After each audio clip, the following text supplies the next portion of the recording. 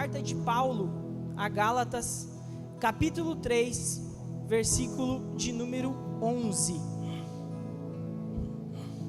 Eu vou trazer um contexto. Paulo escreve para o povo de Gálatas. Isso daqui é mais um discipulado e um contexto para vocês entenderem. Paulo escreve essa carta especificamente para Gálatas, porque em Gálatas, na época, havia muitos pregadores que eram chamados na época de judaizantes. O que eram os judaizantes? Eram judeus que aceitaram Jesus como Salvador, mas não entenderam o evangelho de Jesus e continuavam, mesmo aceitando Jesus, continuavam querendo impor as regras e as normas que eram vividas no Antigo Testamento. Ou seja, o Shabá, no caso, respeitar o sábado, entre muitas outras regras. A gente sabe que o judaísmo tem muitas regras. E Jesus Cristo veio justamente para salvar a gente pela graça. E esse livro de Gálatas, né, Paulo reforça isso, porque na época tinha muitos pregadores lá na região de Gálatas, espalhando a palavra de Deus, mas da forma errada, pregando que devia seguir regras, e não era isso que devia acontecer. Então Paulo escreve essa carta para chamar a atenção, para orientar o pessoal. E no livro de Gálatas, capítulo 3, versículo 11, Paulo fala assim: é, portanto, evidente que diante de Deus ninguém é capaz de ser justificado pela lei, pois o justo viverá pela fé. Repito, Paulo fala que diante de Deus ninguém é capaz de ser justificado pela lei. Eu quero frisar esse ponto agora, embora não seja esse o foco principal da nossa palavra hoje, mas eu quero frisar porque hoje a gente vive termos semelhantes nas igrejas, não necessariamente sobre cumprir as leis do Shabá, as leis do judaísmo, mas muitas igrejas hoje, tem igrejas que pregam o evangelho da lei, que você tem que usar certa roupa, senão você não está certo. Eles querem regular o que você pode assistir, o que não pode. Não tem aquele negócio que, geralmente os mais antigos, né, que crente não podia jogar bola, crente não podia assistir TV.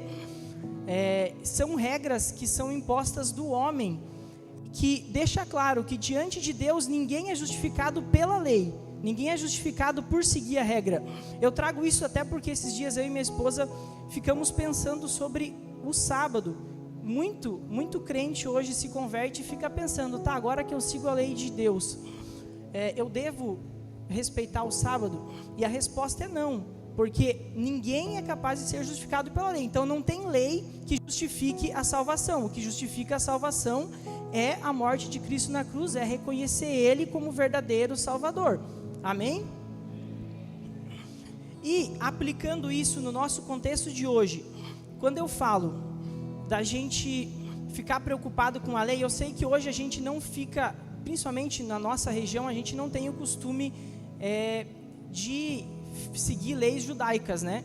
Mas a gente segue regras do homem do dia a dia, que às vezes nos acabam nos afastando, nos desorientando do caminho correto, do que é correto para fazer. Eu vou falar por mim, e quem quiser agarrar para si o que eu vou falar, agarra, tá? Eu não sei se todos sabem, mas eu aqui na igreja, eu exerço o papel de cuidar, de ajudar, auxiliar no som da igreja e no que passa no telão, na multimídia da igreja. E muitas vezes eu chego aqui, isso já aconteceu comigo e essa é uma consciência que o Espírito Santo me trouxe. Eu chego aqui muito preocupado com o que fazer. Eu chego aqui, meu Deus, eu tenho que ligar a luz, eu tenho que arrumar o altar, eu tenho que arrumar o microfone, eu tenho que arrumar o telão, eu tenho que deixar tudo arrumadinho. E muitas vezes a gente acaba esquecendo do principal. Eu digo isso porque no nosso dia a dia a gente se preocupa com essas coisas do dia a dia. A gente se preocupa com o que vai vestir, com que roupa vai pôr, com que não sei o quê. A gente vem pra cá preocupado com o que vai fazer quando chegar em casa, com o que vai jantar, com que lanche que vai comer depois daqui.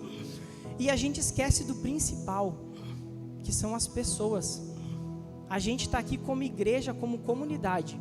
A gente está aqui para adorar a Deus e está como comunidade para amar quem está do nosso lado, indiferente se tu conheça quem está do teu lado ou não.